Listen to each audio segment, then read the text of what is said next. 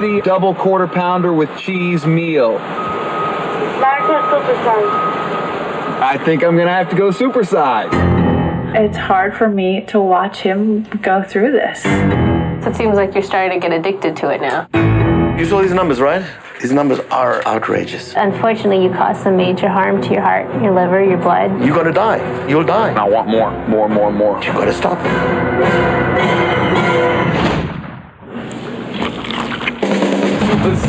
Supersize the American way. Getting fat, getting broke, either way you're gonna pay. You asked interrogative questions out of my suit. It's gone. What are you doing? Come on. That is not paid for by them. That is paid for by the people of Detroit. You might be qualified, ML. I'm not qualified for this job. Let me tell you something. You want to go right now? Okay? You want to go right now? Hey kids, it's your old pal ML Elric. I'm back, baby. Welcome back. Back! And perhaps better than ever, but I guess we'll know by the time it's too late. Because I know that you're already disappointed. Because sitting in this chair last week was Erika Erickson, our guest host and newest member of the Soul of Detroit crew. And it was a terrific show. It was great to have Mr. Bill Morris. If you are watching us on Patreon, if you're one of our subscribers, for $5 a month, you can watch the show. And you saw Bill Morris, the Lions' finally roar, come on talking about his book and telling some terrific inside stories about William Clay Ford. And from what I heard, the Lions really screwed up his book because he had a great title ready to go, and then they started to win. I know. I'll take it though. Sure. No. If you're going to screw up a book title, man. It's with good news. That's the way to do it. And Are you on board yet? Because I know you're a notorious Lions hater. Are you on board with this team? Did you watch the game last night? You didn't? God, what is wrong? How can you not? I mean, okay, in all honesty, how can you not get like swept up in the excitement in the city? I mean, you saw all those people down there. I know you were downtown yesterday. I was, and I saw a lot of people. This would have been, I think I got downtown 4 or 5 o'clock, and there were people walking around in Lions gear. And when I left the office around 1 a.m., I saw 2 people who looked sort of downtrodden walking around in Seahawks gear. So I take it the Lions won. But come on, you know they won. I do know now, but I did not watch or listen to any of the game or even check. I might have checked the score once. But yeah, but the Tigers, you're all involved, even when they were 8 games under 500. Oh yeah, I love. So here's my thing about sports. Love college sports, pro sports. I love hockey and I love baseball. And after that, you can keep it. I don't care. Oh, I like Premier League soccer too. So, but that's it. Some people know it as football. Your I don't know, is morals the right word? I don't know. Your code of life is just so weird to me sometimes. I like things that I enjoyable. feel a personal connection to. And even the Premier League team I cheer for, West Ham United, the Hammers, I chose them in part because at one time they were sponsored by Doc Martens, which I really enjoy and feel some affinity for, and because they are a blue-collar team that is almost always the underdog among the London snob teams. So that appeals to me. Is Chelsea a London snob team? Oh, yeah, the cake eaters. Oh, come on. Absolutely cake eaters. Original hooligans. In fact, I don't think I think West, not that anyone should brag about this, but I think some of the firms that support West Ham have killed people. So not that this is. So is Chelsea. Not that we're bragging about this, but yeah, no. In fact, I used a Premier League insult when I was in Chestnut Hill watching BC get handed a game by my Spartans. When we had some stuff. By the way, StubHub sucks. If you can avoid using StubHub, do not use it. They are garbage. We had 8 people going to the game, and I bought tickets August 27th, and I got a good deal and I got good seats. 20th row, goal line behind the Spartan bench, which is pretty good for like 40 something bucks each. And in mobile tickets where they're supposed to send them to you on the day of the event. By the way, folks, this is living dangerously. Okay. Game sells out. All right. Day of the event, tickets don't pop up. Now it's 2:00 with the 8:00 kick. I got people who've come from Michigan, people who've come from New York, some people who've come from, well, they were going to come from New Hampshire, but they couldn't make it. People traveled for this game. I don't see the tickets. So I call StubHub at 2:00 and I say, hey, where are my tickets? And they said, oh yeah, we canceled because the seller didn't fulfill their obligation. I said, oh, and so what we're going to do is we're going to send you a link. So watch your email and we are going to offer you tickets or a refund. And I said, whoa, which are you going to offer me, tickets or a refund? Because I have 7 other souls here who are travel a long way for this game, and they are going to be ripshit. They've all paid me for their tickets. They've all made plans. They're willing to brave the weather. We have a rally point in Chestnut Hill. By the way, Boston College, terrible place to go before a game. Anyway, so why no bars? No. Yeah, there's one bar. It's like going to a Northwestern game. You have to find a bar for miles. That's a perfect analogy. If there's like a Buffalo Wild Wings, 10 miles from there, that's your best option, unless you want to go to a hotel bar, and who the hell wants to do that? So I call them 2:00. They say, watch your email. I said, I got to have tickets. He said, this is all I can do. I've escalated. I'm like, escalate? What does that mean? His boss. He doesn't want to deal with you anymore. 3:00, we're at the Union Oyster House. And no tickets. So I go down to the gift shop and I call and I say, hey, brother, where is that link?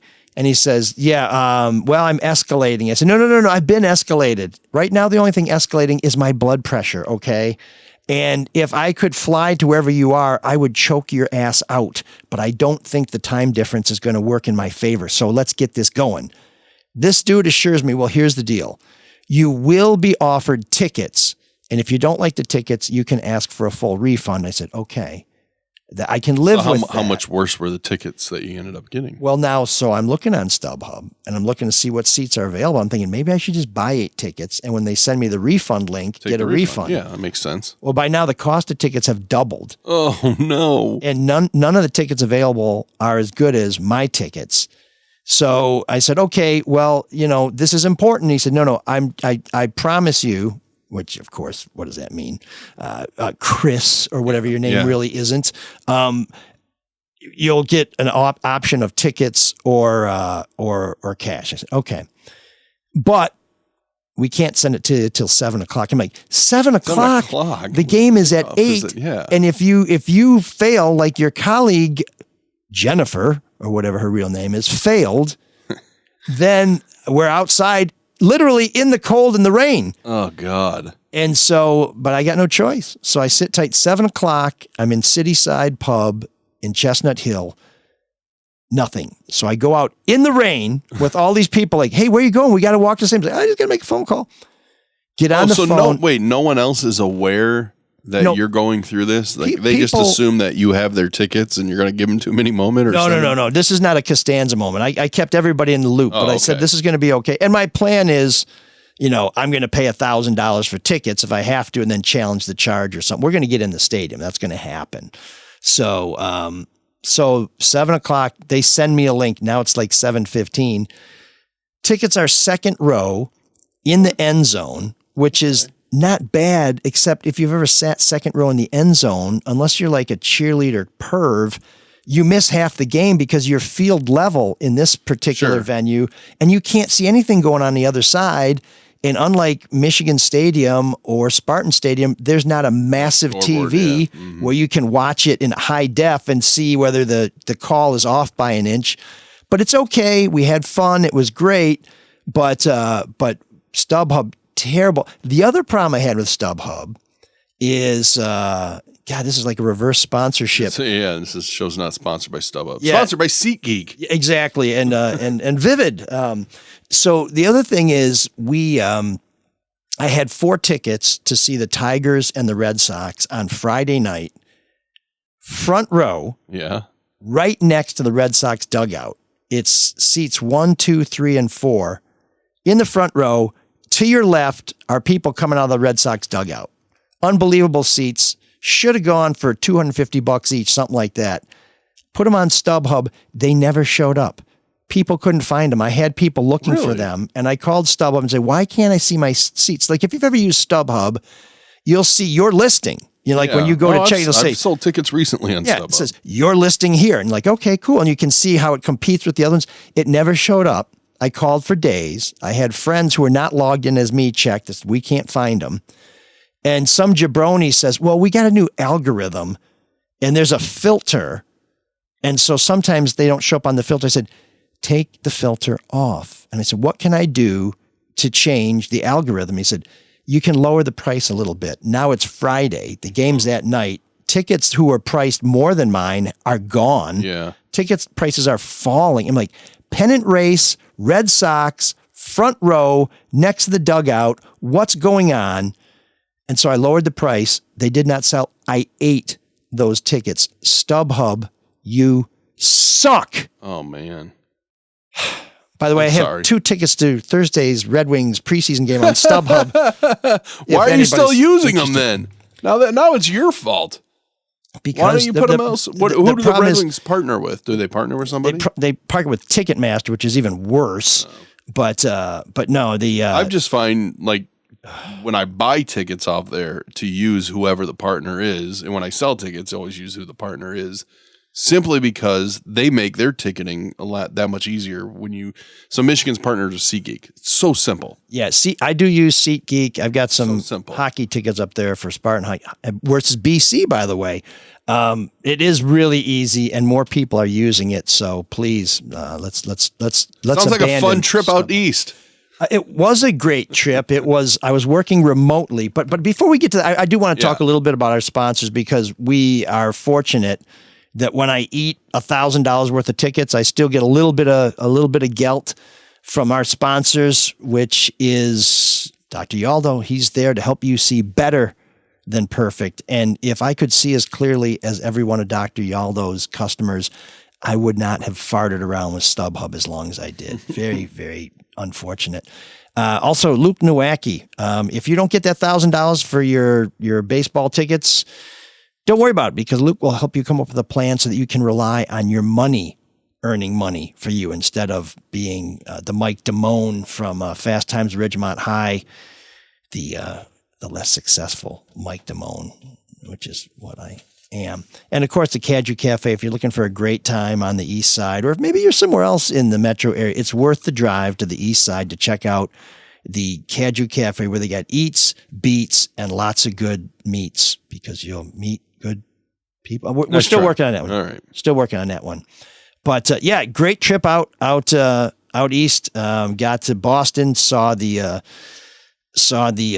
Red Sox beat the Twins in the first of the doubleheader. Do you like Fenway? Do you like?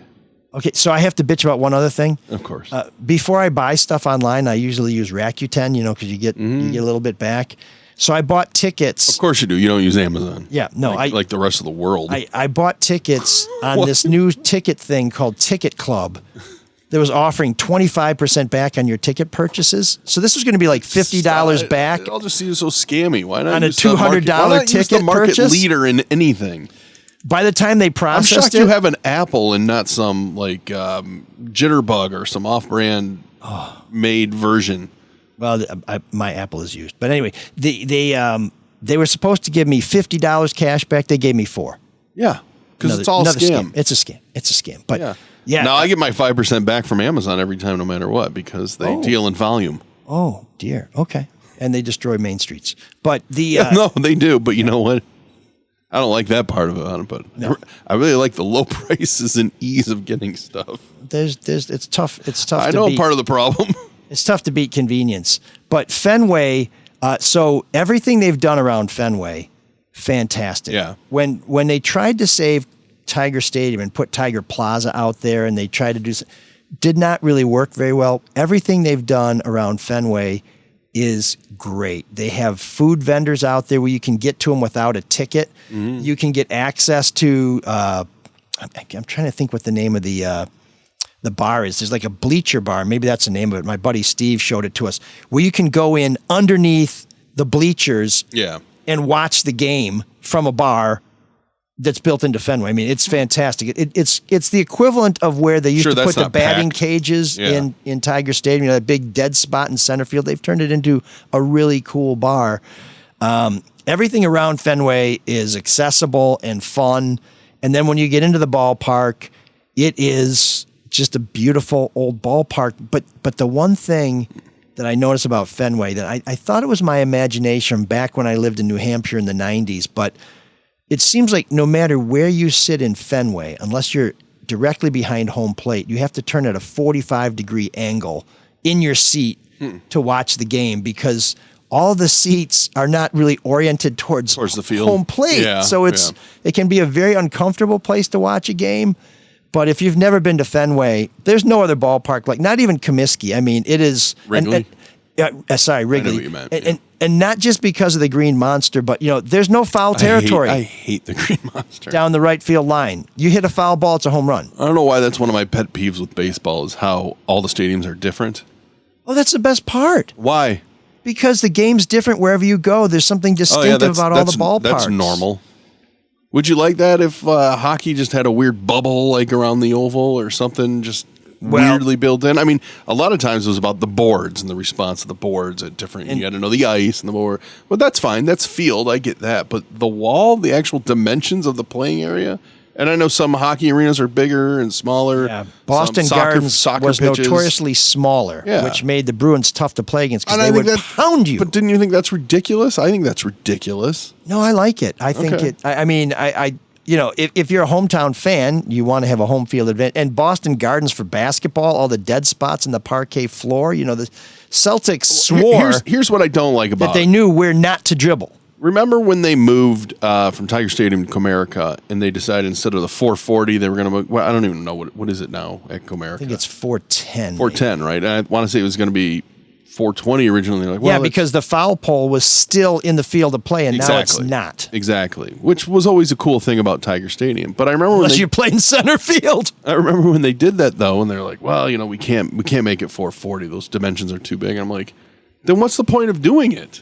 Right, so it was okay at the old park, but the new one, now you've decided. So now it's too far to be 440 because it's a brand new park. Then why not just make them all within a certain range and make them more uniform? Well, the reason why they moved the fences was for the worst reason possible. Like Tiger Stadium, because they couldn't hit home runs. It was built, so you just live with it. But when they built Comerica Park, they intentionally wanted to make it a pitcher's ballpark, so they wanted to have those big power alleys. Juan Gonzalez, anybody remember Juan? I'm sure his 19 ex-wives do. Yep. He didn't want a ballpark that he couldn't hit home runs in, and they wanted to sign him to a long-term contract, so they shrunk the dimensions so it'd be better for Juan gone, and then he didn't hit for shit here, and then he left right away, which thank goodness, because he would have been Javi Baez, the original. Yeah, and that's what sucks about left field there is that nobody can sit on the wall, or right up to the wall anymore because the bullpen's there. Yeah, and you used to be able. I mean, in Tiger Stadium, you were eye level with the playing field. It was fantastic. You'd sit behind that mesh fence or that steel, little cyclone fence, and you'd see Steve Kemp running back towards you and catching the ball. Steve Kemp, number 33. That's the one you go with. I always loved Steve Kemp. Okay, he dove in the stands more than any ball player I think in Tigers history. All right. Because remember, most people are right-handed hitters. More than Bergman? Oh, yeah. Well, Bergman played first base, so he's on the right side. Okay, Brookins? Brookins played third base, so he was only getting pop-ups. But there's virtually no foul territory in Tiger Stadium. The pitchers would warm up along there. Most of the hitters are right-handed hitters. So if you pull one, the left fielder's going to go try and get it. So I could have said Larry Herndon. Okay. I like Larry Herndon, too.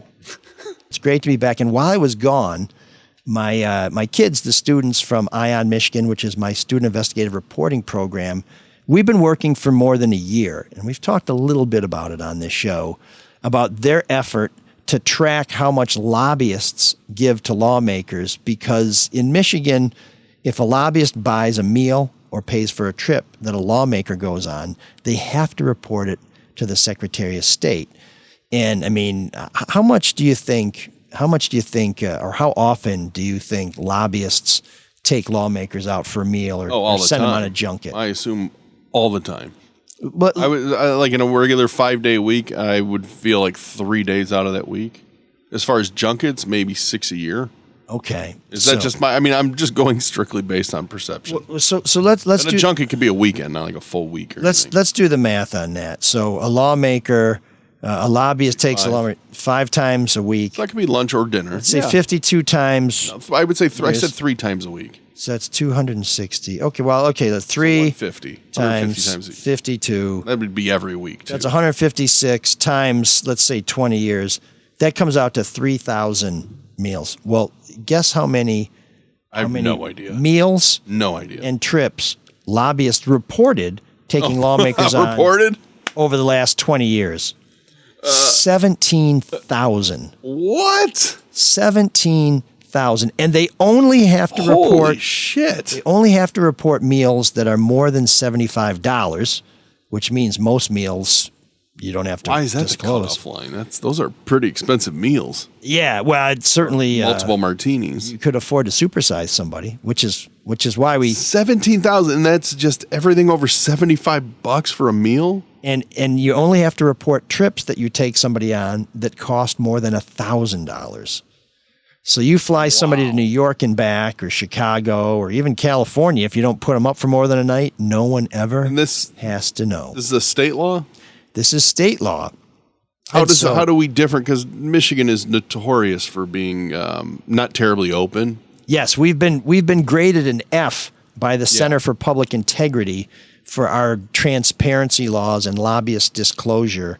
And for what it's worth, I should tell you, I really like lobbyists. Lobbyists tend to be the smartest people in the state house. They know more about what's going on than anybody, but they're like lawyers. They're very smart, but they're advocates, and many of them are lawyers.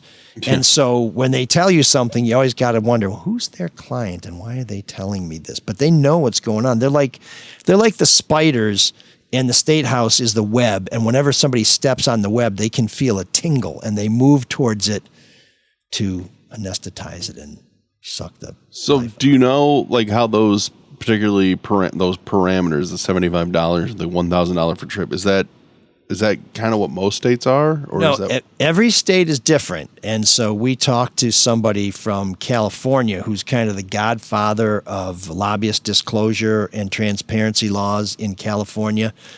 And to this day, California has a rule called the 2 hamburgers and a Coke rule.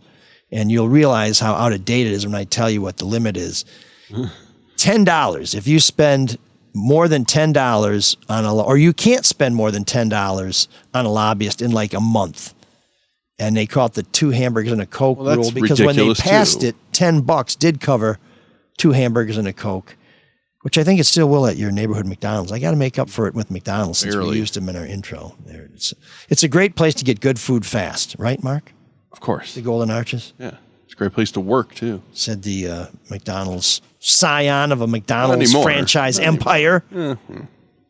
I spent a lot of years working in those restaurants. I loved it, too. I loved working fast food. I'm like the only person. Well, you're just kind of into paper hats. Huh? No, I don't know. I don't know. I don't know why. I just liked it. Well, any meal that a lobbyist buys a lawmaker at a McDonald's is more than likely not disclosed. So when we looked into this, incredible, 17,000 over 20 years. Yeah, it totals more than $6 million.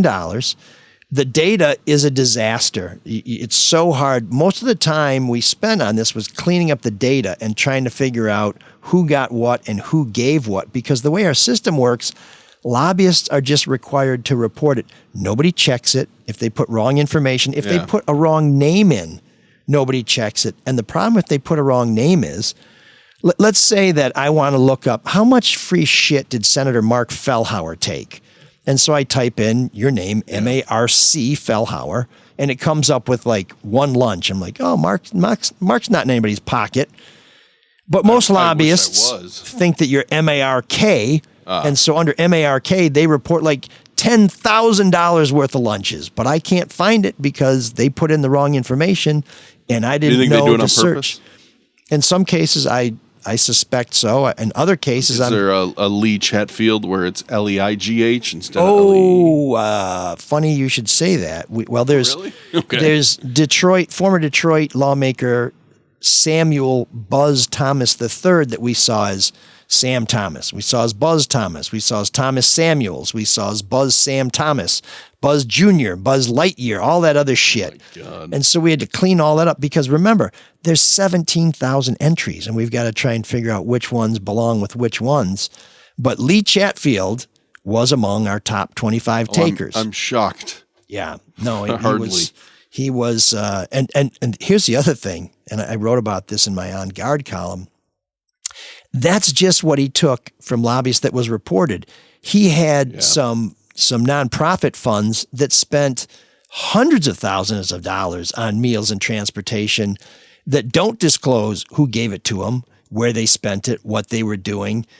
And basically what we found out is Michigan's system for tracking and reporting gifts, meals, trips between lawmakers or lobbyists and lawmakers is broken. It's flawed. We have no idea because a lot of the transactions, no one's required to report. The other transactions, it's on the honor system. The lobbyists have to report it. Nobody checks their work. And if they put a wrong name in, it's there for you to try and catch if you want to do that with your spare time. And believe me, as someone who spent a year staring at this with a room full of kids, you don't want to spend your spare time doing this. And so we really have no idea how much money is being pumped into politics to try and influence our lawmakers.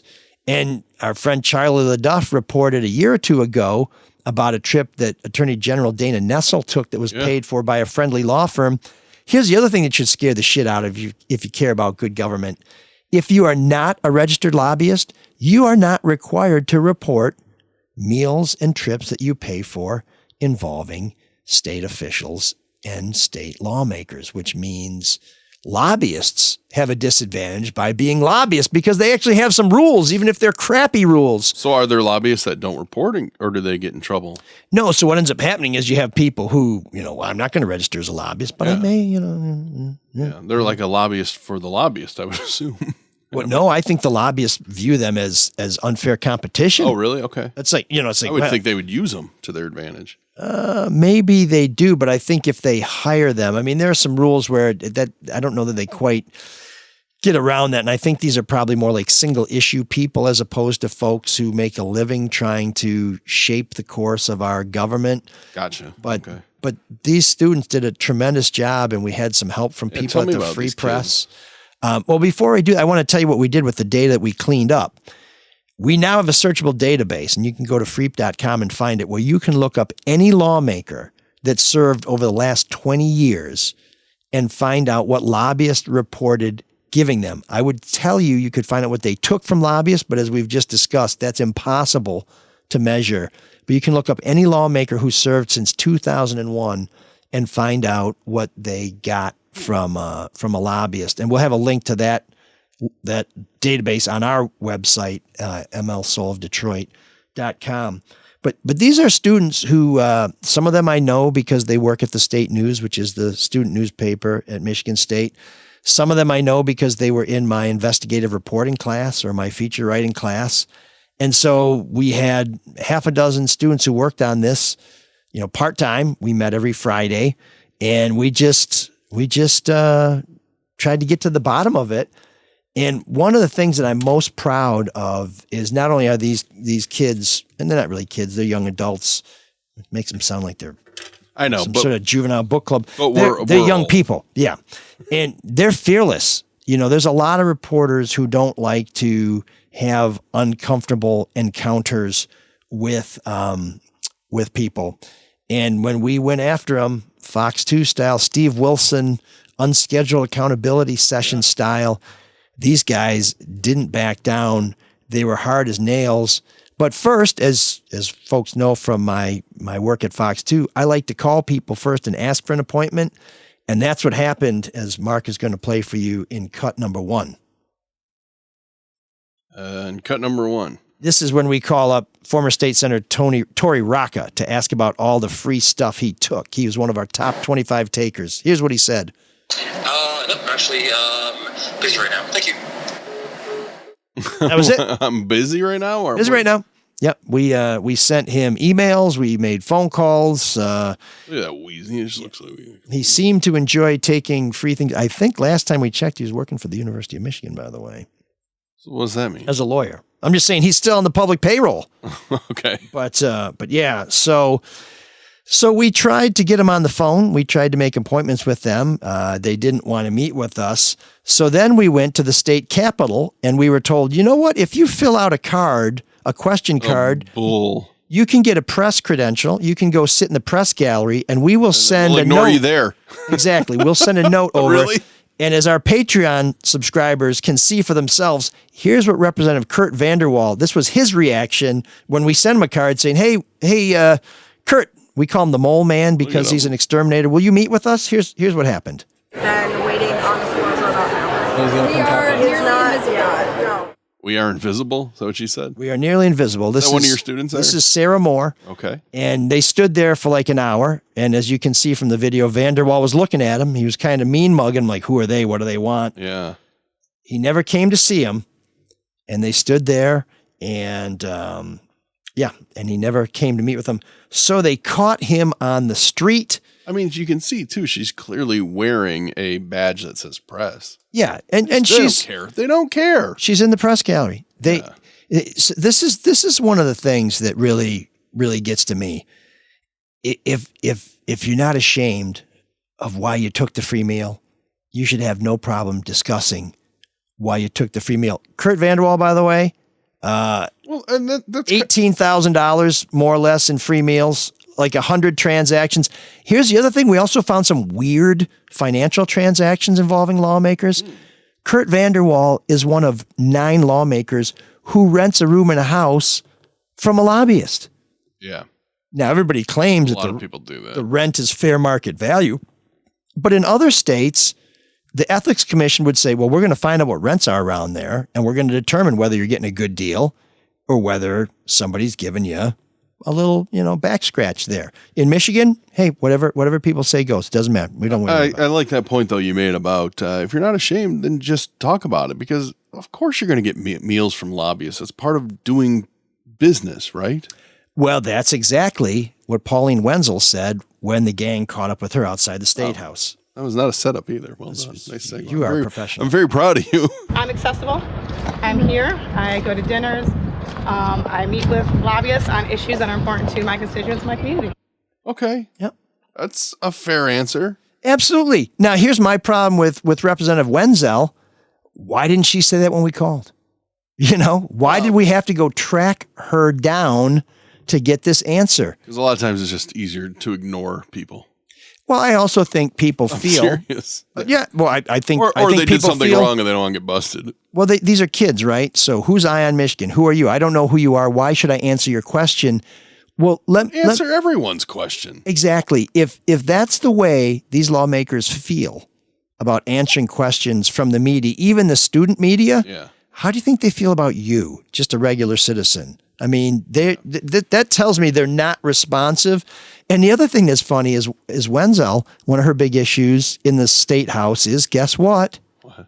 Transparency. Oh, geez. So, but here's what she told. Now, do they know the connection that Ion Michigan has with the Free Press at all? Do they know any of that? Do you think, or did you purposely not maybe say that just to see how responsive they would be? So it depends on what the kids told these lawmakers when they left the messages. Sometimes they said, hey, I'm with Ion Michigan. We're a student investigative reporting program working with ML Elric and the Detroit Free Press and the State News. Sometimes they got into that detail. Other times they just said, hey, I'm with Ion Michigan. We got some questions about the freebies you took from lobbyists.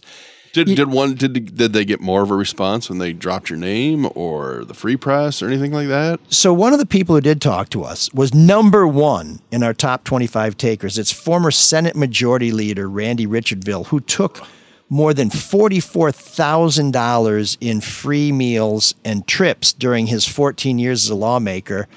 And when our reporter Miranda Dunlop called him, he goes, "Oh yeah, I love ML. What are your questions?" So so it helps. Yeah. Well, I mean, you absolutely should. I think they should drop whatever name you can to get an answer. Well, the one thing that they should know is if I'm involved, it's that if you won't return our call, we're going to come get your ass. Yeah, and you did. And if you have not joined the Soul Patrol, it's not what it's called, and paid the Patreon posse, we're still working. We're workshopping it. We're still working shop. Anyway, for $5 a month, you can watch the podcast. You know, you can sign up and then you can cancel whatever right away. If you only see one piece of video, this is worth $5. Marc's going to roll the video. What happens when Jack Armstrong asks Representative Wenzel, when she says, you know, well, anybody can look at this data. He's like, well, the data's hard to see. Here's what happens. And if you're watching us, wait for the look on his face at the end. But when you go through, there's a lot of problems with data. It's very hard to find. Not for the average person's not looking through it. I think that should be readily available. Maybe it's because the average person doesn't care as much as the media does. That is a horse shit answer. Yeah. The average person doesn't have the time or maybe the know-how to compile all this stuff, but guarantee you they care. Well, so the audio, there's a lot of wind noise there, but he basically says, well, you know, the data's hard to find. It's not cleaned up. It's, you know, don't you think it should be easier? And she's like, well, maybe people don't care as much as the media does. And Chloe Trofeter, who was our editor on this, you know, she just caught a real moment. The look on Jack's face and the look on her face. I was going to say, don't forget about the look on her face, because the look on his face is, you're full of shit. What are you talking about? Of course people care. And the look on her face, and she's a very lovely person, is, like, you know, I'm so pleased with my answer. Yeah, what are you going to do about it? Wasn't that clever? So what are you going to do about it, smirk? Yeah, so I don't know how everybody feels about their performance on the street that day. I just won this conversation look. Yeah. You're not going to do anything about it, kid. Exactly. And the people who think they won the conversation are often like the people who think they're the smartest person in the room, where in both cases, it tends to be the opposite that's true. So this is a 6.5 minute video version of our investigation. We'll have a link to that up on our website as well. But part of what Ion Michigan does is we hire students, we pay them a stipend every month, we work on investigations, we make them available. They get paid. That's nice. Oh yeah, hey, I'm a union guy. Nobody works for free around me. And they might not get rich either. Interns do. No, we compensate our interns with swag. No, I just mean in general. Oh yeah. I think it's one of the biggest scams out there. You're not supposed to, though. Now they have to get paid. Do they really? Oh yeah, that's a law. Yeah. There was that Hollywood case where the guy who was a career professional who decided to become an intern, like in his 30s or 40s, got an internship with one of the studios, and then realized, wait a minute. The reason they don't pay you for internships is you're supposed to be getting valuable experience doing what it is you want to do. Mm-hmm. Like, I want to be a screenwriter. Okay, then you should be in the writer's room and you should be running scripts back. Say, he found out that over the course of the summer, all he did was make coffee and, like, you know, pick up dry cleaning for studio executives. It's a foot in the door, Yeah. So he sued and he said, if you provided me the experience that I was supposed to get on this internship, then I would be compensated with the experience. But since you basically just used me as menial labor, I should have been compensated for that. This was a huge lawsuit. And ever since then, TV stations, which used to have gangs of interns who worked for free, now have scaled back because like, well, we got to pay these guys because we got them answering phones. How do they describe compensation, and how do they decide how much to compensate? I mean, if that guy's experience is compensation, they can't claim that anymore. It has to be monetary. Well, I think there may be something that's governed by the minimum wage laws too. I'm not really sure how that works, but well, can't we just tip them? Can't you just pay them $1 like a waitress? Pay them $2 an hour and then tip them? You got me way out of my depth, brother. I know. I love, you know me. I love loopholes. Yeah, no, but now can I sue Riff for back pay from when I was an intern? Depends. I think that's gonna go well. Depends when this lawsuit succeeded, and it also probably depends on a statute of limitations. You may have. But that's to me what's hilarious. When I did it, I was getting college credit, right? I mean, that was I got 6 credits by doing an internship, which is insane. That you got yourself probably. And you're was not supervised, and you had to write a report at the end of it, right? Yeah. It was somewhat supervised, but not really. It was supervised by Drew and Mike. I mean, that's supervision. Well, even more hilarious is they're showing you porn. Is that I ended up supervising other people. Yeah, I was going to say, between the free porn and the secondhand smoke. But if you think about it, so basically, you're batting 500 there, but I paid the university for those credit hours that I got by working for free, but I didn't care because I was 20 and 21 years old, and then I got my foot in the door and I learned to say yes to any opportunity. And now I work out of a basement. Yeah, it's with me. So it's all downhill from here. You don't even have Erika and Sean. By the way, Sean purportedly will dial in from Houston, where he's already late, but yeah, where he's there to see the Tigers and the Astros. That shows you how massively huge the Tigers have become, because he didn't write a single thing about the Lions, who had a Monday Night Football game. He wrote a lot about college football, though. He did, and he's constantly churning out stuff. But it's interesting that I found it interesting that they sent him to Houston as opposed to keeping him back for Monday Night Football, because the Lions are the ones that move the needle. Yes, but they may have figured that's gonna go through the charts anyway. Probably. Now they're on a bye week, so there's not going to be as much to write about now going forward. But there's going to be at least 2 games in Houston, possibly 3. So why not? Do you like the new format, the playoff format? I never liked the 1-game play-in. Yeah, no one does. I mean, it's baseball. So because Sean's not here, let me just say, he's not. Why is it always about you? But last year, my men's hockey team, the Bulldogs, we lost the championship in a shootout. Now, we play a 6-month-long season, 30 games. Oh my God. Then we play a 3 or 5 minute overtime.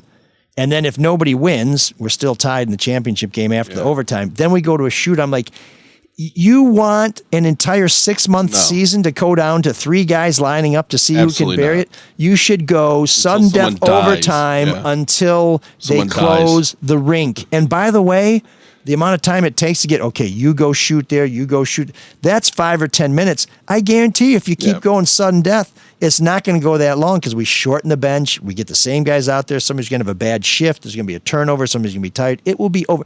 Anyways, not about me anymore.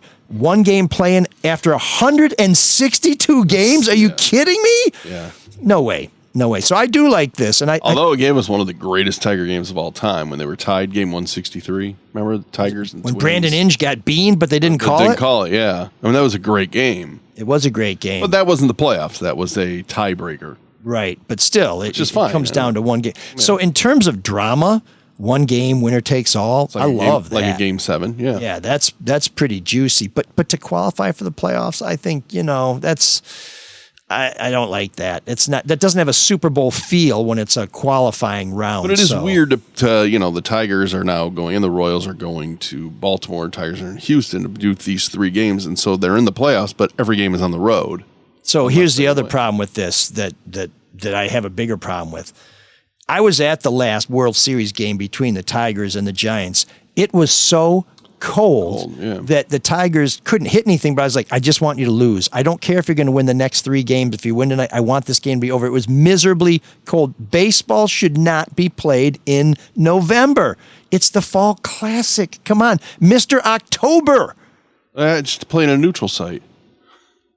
Well, that's tough for the season ticket holders, even if they are foolish enough to list those playoff tickets on StubHub. Super Bowl's in a neutral site.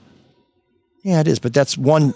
That's an event. I know. I'm just fucking around. Jesus Christ! Where's Sean? Those weirdly shaped baseball stadiums. Yeah, okay, one last question about Ion Michigan. Where, if people want to find out more information? Yeah, so we will have a link to the stories on the Free Press website, because they are one of our partners. So they published stories throughout last week. You can also see my On Guard column, where I kind of sum it up and add some more insights, just like the lawmaker who took $7,000 worth of freebies from Blue Cross Blue Shield, sponsored crucial legislation that benefited Blue Cross Blue Shield.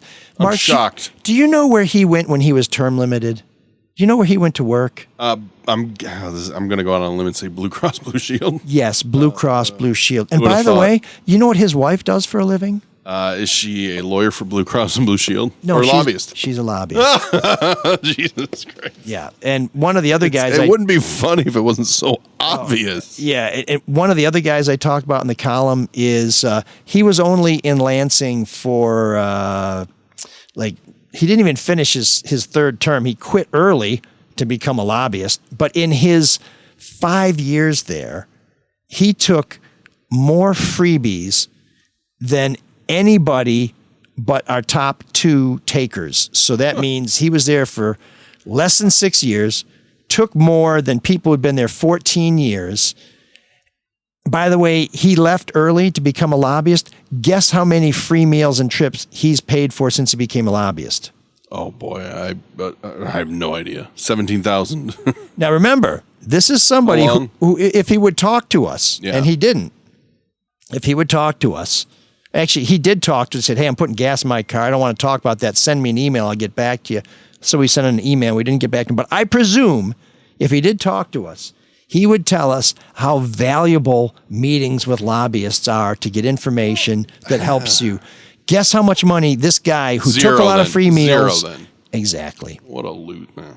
Exactly. I wanted to ask you too. I forgot about this story, but did you see the story about the rep from Clinton Township who's like, "Hey, why don't we start paying journalists bonus for uncovering bad spending and bad?" Did you see that story or no? Where do I send my invoice? I did see that. I thought that was okay. Tell me why that idea would be a bad idea. That seems like here's a rep from Clinton Township, Republican, who comes up with a good idea that I'm like, yeah, I think this would be a good idea. And it goes back to the Detroit News busting. Who did they bust? They busted somebody who got grants that they spent, the out of Dearborn, yes. Yeah, the $4,000 coffee maker. The $20 million grant for a nonprofit that didn't exist until they got the grant. And I mean, it seems like fraud. I don't know how much the state's going to recover from it. But he's saying, hey, a stipend of what we recover and claw back should go to the people that uncovered it because we don't have the ability to do this work. Well, so here's two thoughts on this. Whistleblowers typically do, federal whistleblowers get a portion. Yes. That was part of his argument. Whatever draft Joseph they expose. Aragona, by the way. Yeah, so there's some foundation for that already, but that to me feels like abrogating your responsibility to do your job. If you're a lawmaker and some legislation like that goes before you, why don't you figure out about what's wrong with it before it gets voted on? Because that $20 million was part of this big Christmas tree spending bill. I thoroughly that went agree. Before everybody. So thoroughly agree, but we know that's not how it works. Well, then you know what? I just don't think that we can allow people to not do what they're paid for by offering to give other people who will do their work some money. You're paid to be a watchdog of the public purse. Be that. So that's where I think you should focus his efforts. And if there's money to be spent on that, hire some more auditors. Yeah. Hire some more legislative researchers to say, Representative, we can't vote on this because it's a boondoggle. Well, then again, people are always going to wonder how independent those government employees are, whereas the journalists are supposed to be wholly independent. Yeah, but you may also have journalists who okay, well, we're looking into this, and it seems like we're finding a lot of Republicans taking free stuff. In fact, most of the people who took stuff in our investigation were Republicans, which I think is because they were in power, so you want to grease the people who are on top. But then maybe people say, well, we're not going to offer these incentives anymore because you're only going after us. It's a witch hunt. It's something, though, isn't it? I mean, if it helps out the journalists and it's money that way. And I think when you have people who aren't doing their job, paying other people to do their job, that's a waste of money somewhere. And the other thing is, we should be government watchdogs. Do we want government to be the ones who lay out our food? How vigilant are we going to be if they say, hey, you guys are doing some really good work, but maybe a little too much, we're not going to give you the money anymore. But in his idea, you only get paid when you uncover the fraud. Well, I got an idea for this guy or for anybody else who cares about this kind of work. Why don't you make a nice donation to Ion Michigan? We're a nonprofit and all the money goes back to the students. The first year we did this thing, I didn't take a penny from this, even though I spent about 20% of my time doing it. I haven't taken a penny this year. So that's almost 2 years without a paycheck, although we get a few checks and I will pay myself something for this year. But we're doing it already. How about this? Lawmakers, do your job. Don't let us get ripped off. Don't say, whoa, I'm sorry we let you get ripped off, but we gave somebody some money for finding out we let you get ripped off. It doesn't make sense to me. But I do appreciate the sentiment. I do appreciate that he acknowledges that there are watchdogs out there doing the Lord's work. Just how about doing your work, pal? We're already paying somebody. Oh, man, the geeks have inherited the earth. Did I do that? What a dork. Does him wanting to play with us again mean that he's turning into a geek? Or we're turning into cool guys? I thought pal was a good outro. This week's Geek is very topical, and it's brought to you by the reporter who exposed some of that bad spending in Dearborn and other places. But first, I want to tell you about who makes this show possible.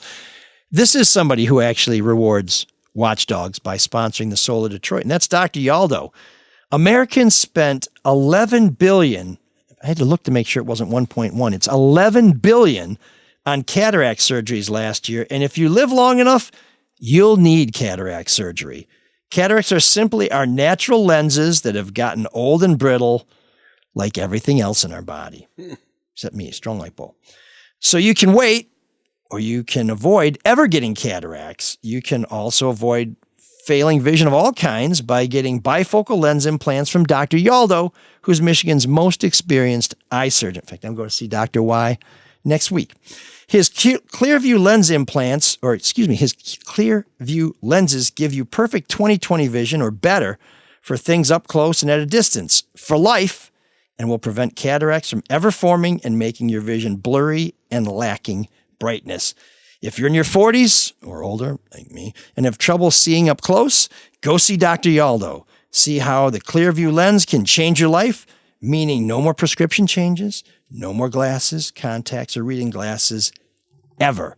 Go to YaldoEyeCenter.com and sign up for a free evaluation. And when you go see Dr. Y, tell him because it's ML told you. Mm-hmm. That's right.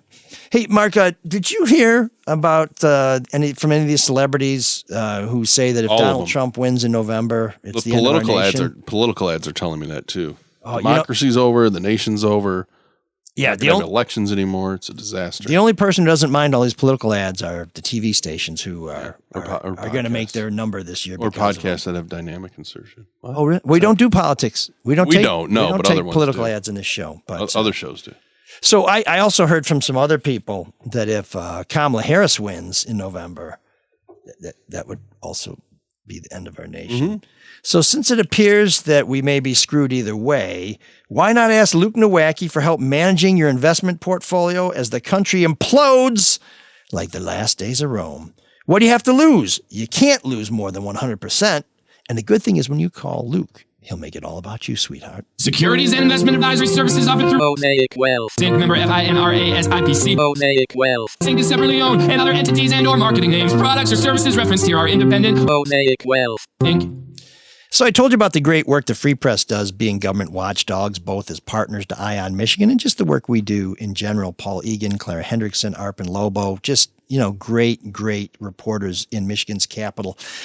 I'm sorry to report that one of the other great reporters in Michigan's capital is Craig Mauger of the Detroit News, who reported that an attorney working for an undisclosed client, and you'll know why they're undisclosed in a minute, asked the Michigan Secretary of State's office to pause a decision that limits lawmakers' ability to get sports tickets from lobbyists because, according to the lawyer, many tickets have already been committed for the upcoming season. Oh, boo-hoo. So in other words, we've been giving people something for free. Yeah, now you're telling us we can't. They're going to expect it. Yeah, we can't take it back.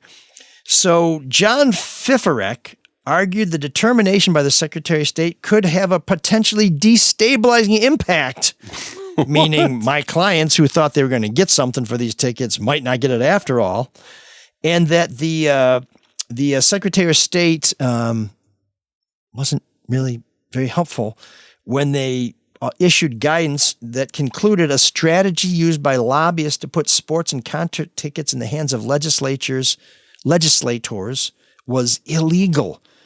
Now, the Detroit News revealed this strategy in May, citing more than 10 sources who said lobbyists had been circumventing the state's ban on gifts to public office holders worth more than $76 by providing tickets to lawmakers and then privately sending them letters asking for the value of the tickets over $76 to be paid back to the lobbying firms. So in other words, hey, we got you these great tickets, but we can only give you $76 worth of free shit. So can you give me the difference? So the problem is these arrangements were made in secret, so it's not clear how many of these reimbursements were made. Fiferek unsuccessfully asked the Secretary of State to delay the implementation of the new ticket decision until the end of the year. Lobbyists had believed their ticket strategy was legal for decades, he wrote. Many tickets and non-ticket items have already been committed for the upcoming season, and a stay would provide adequate time, in other words, don't put it into effect yet, to adjust the administrative processes and addressing commitments and investments that may already have been made, he said, specifically mentioning the upcoming football season, which means those Lions tickets, those Spartan tickets, those Wolverine tickets have already been promised, and we do not want to do this. You can never take back a promise. I told you, Marc, that we'll never know how much free stuff is given away. Yeah. This is Exhibit A. They're telling us we've been giving it away for a long time, 4 decades, and we want. And when I say 4 decades, I mean FOR, not FOUR. It's probably longer than 4 decades, and we want to be able to keep doing it. And if we can't, you got to give us time to come up with another workaround, because we're going to find that loophole and we're going to grease these palms because we know it's good for our clients. And that may not be good for democracy. So, John Fiferek, you and whoever your client is, you're my Geek of the Week.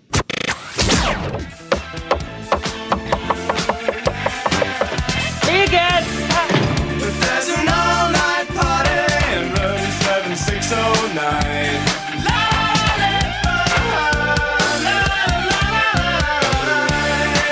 And you can dance together all night if you've got the time.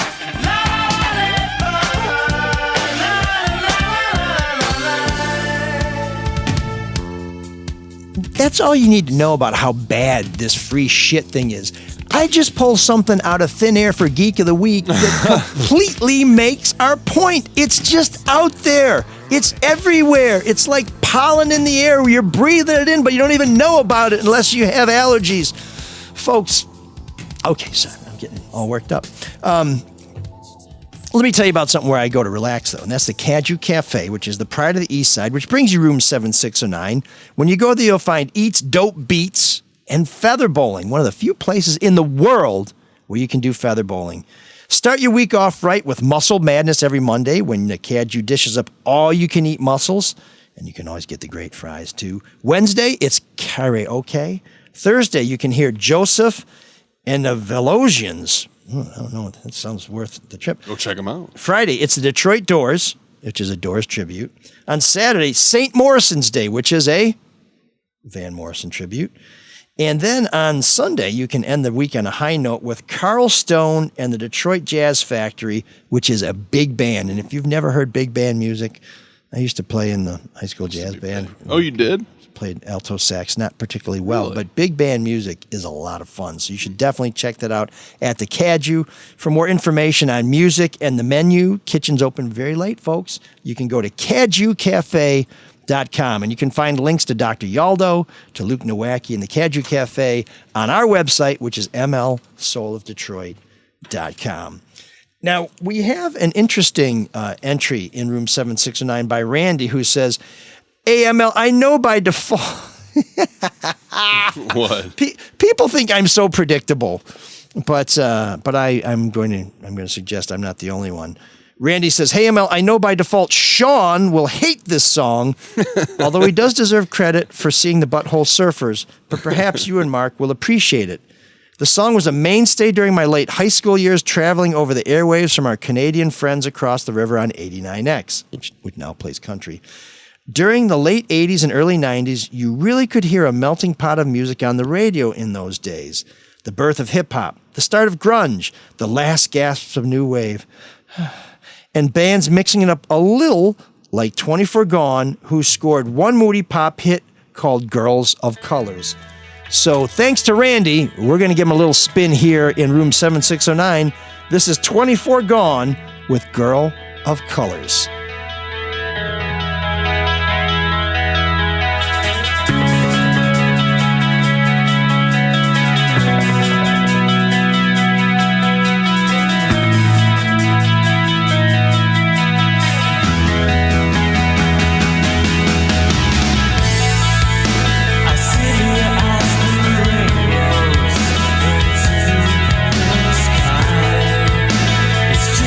Change of season.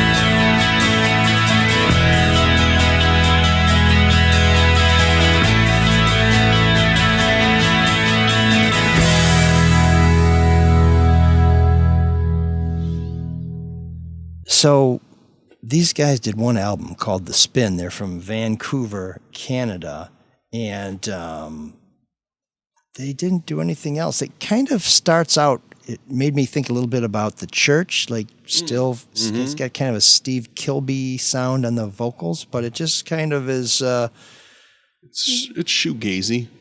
Yeah, I think that is right. And here's what AllMusic says. They created a lush and shimmering collection of tracks, something never totally achieving mainstream hype, yet indie recognition. Yeah, I mean, it's not bad. I'm not surprised. It's one of those things where I'm not surprised they had an album, and then I'm not surprised they only had one album. Yeah, it's one of those things. It's very forgettable, but it's not bad.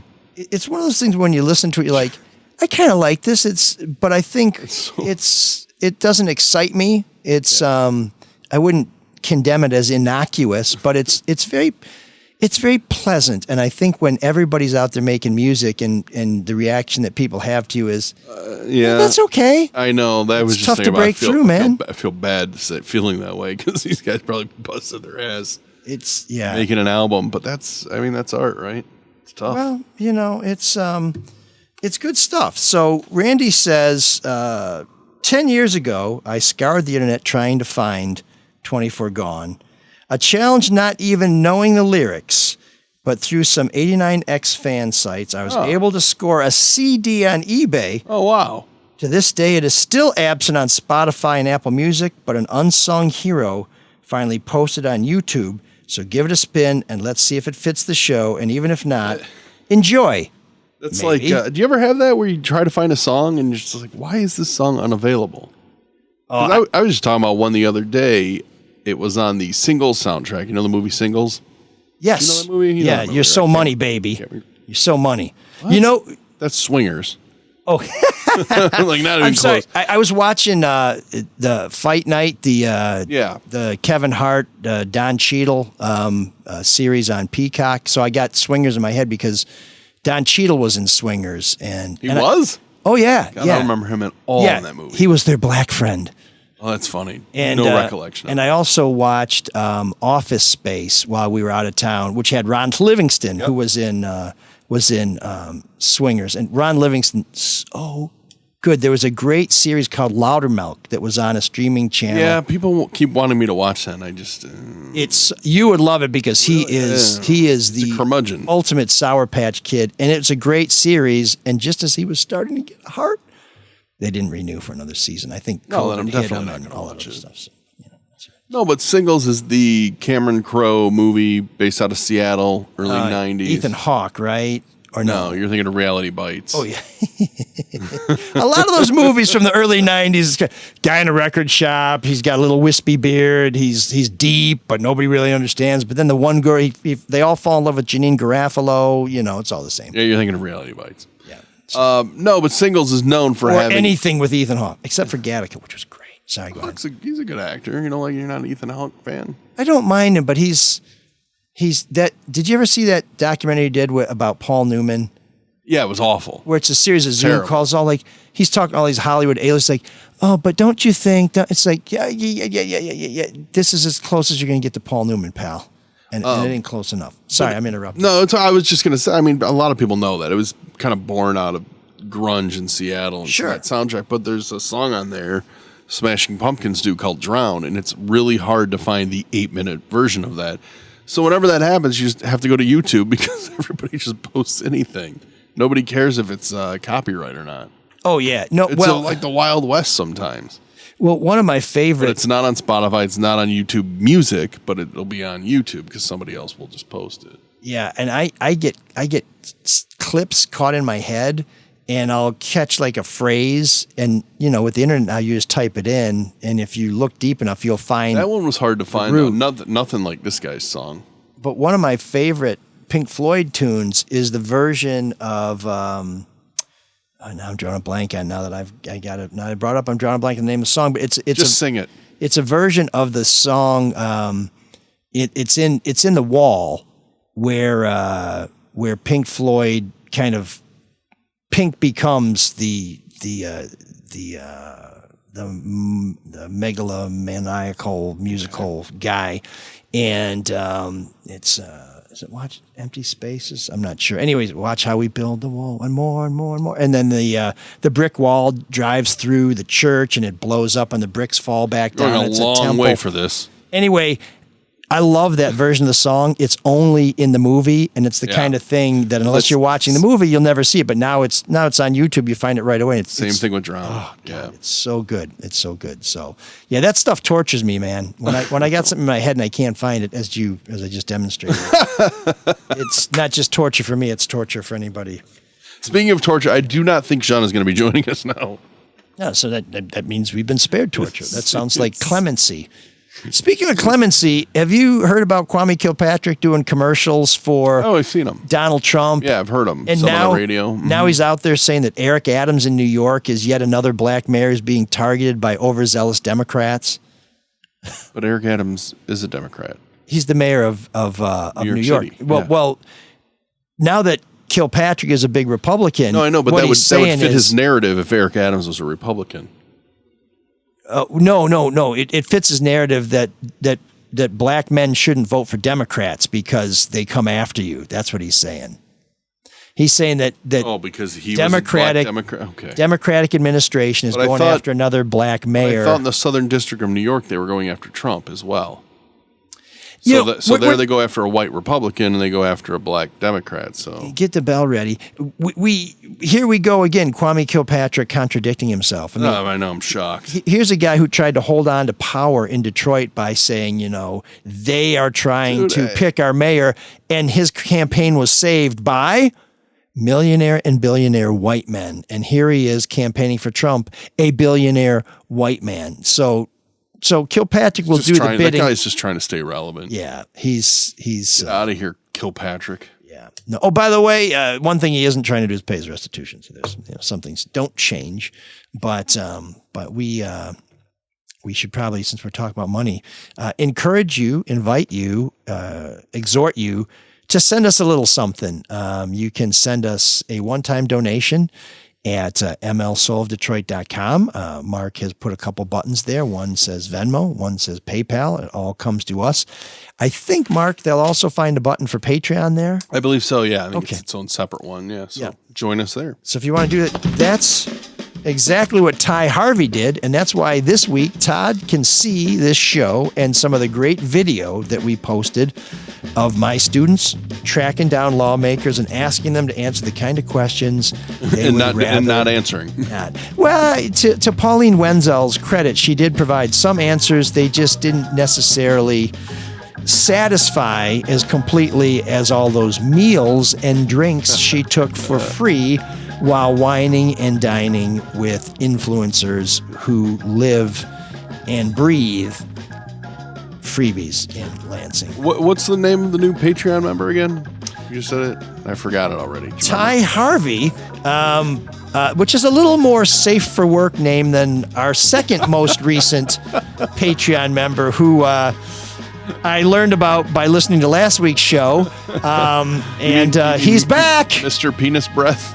Yeah. Is it Mr.? Because it could be Mrs. I was just trying to. Okay, yeah, I suppose. I just wouldn't think, him, she, her, they, them. I wouldn't think a woman would choose that handle on their post.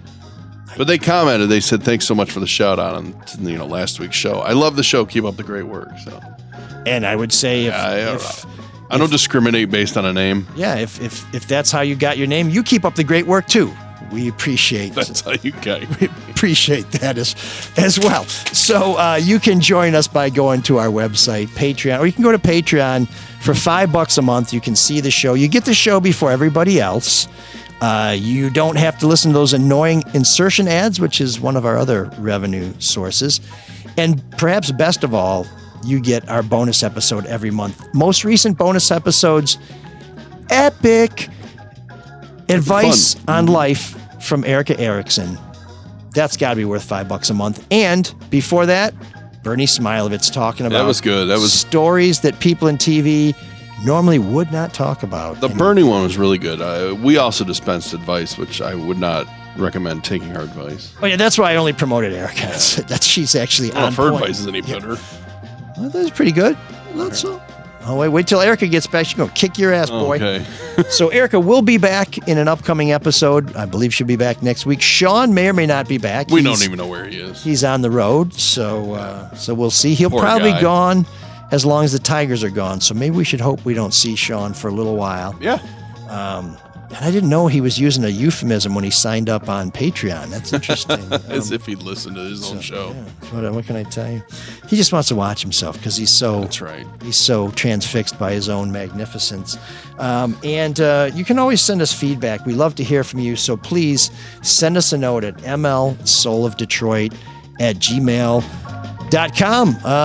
Check out Dr. Yaldo. Check out Luke Nowacki. Check out the Kaju Cafe. And when you go, let them know that we sent you because that keeps them coming back. And their support keeps us coming back. And we like to be here. So I think that's it, Mark. All right. Finish strong. We're out of music. It's time to go. And you know how I know? Because Cyrus said so. He takes us out. Can you dig that? Can you dig it? Can you dig it? Supersize me. Supersize it up. Supersize me. Make it bacon. Supersize me. Supersize me. Supersize me.